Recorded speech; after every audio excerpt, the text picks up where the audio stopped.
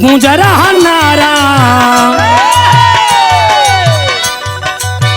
गूंज रहा नारा राम प्रसाद जिंदाबाद का। बज गल डंका सगरो समाजवाद का, बज गल डंका सगरो समाजवाद का।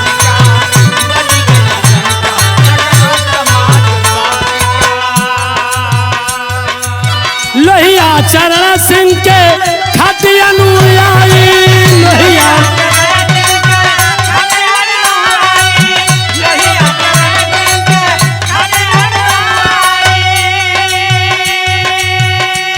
अरे धरती पुत्र मुलायम दिए रहिया बताई,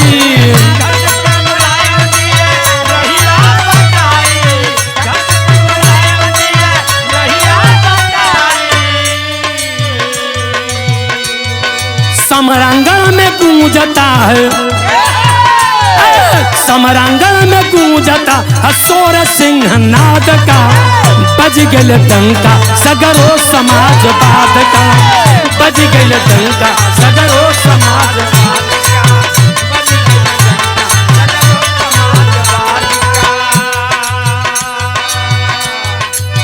खाती समाजवादी बस्ती के हस्ती, खाती समाजवादी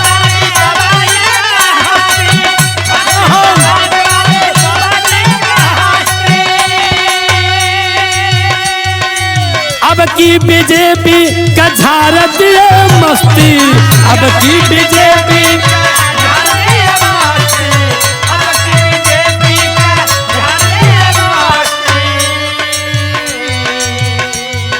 संविधान बचाने चला, अरे संविधान बचाने चला पट्टा उस्ताद का। बज गल डंका सगरो समाजवाद का, बज गल डंका सगरो समाजवाद का।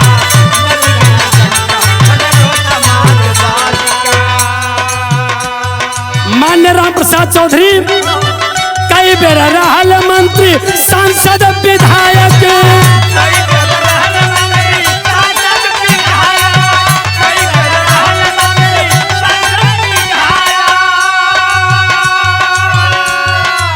जनता की सेवा में बन गई नायक, जनता की सेवा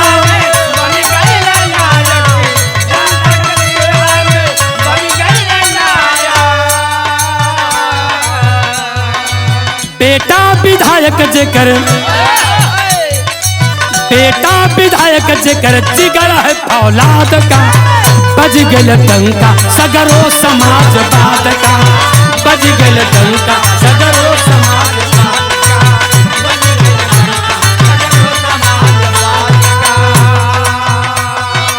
राम प्रसाद चौधरी सिर सहारा बनहाई,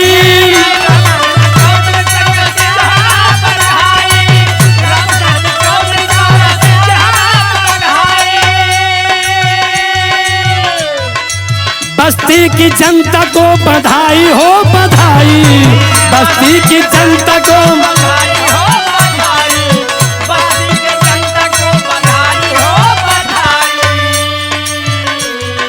राम भवन ऋण सहयोग सदा आपका, राम भवन ऋण सहयोग सदा आपका।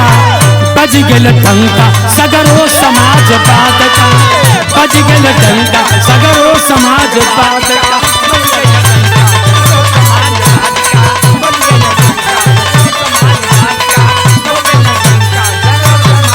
जय समाजवाद, अखिलेश यादव जिंदाबाद, माने राम प्रसाद चौधरी जिंदाबाद।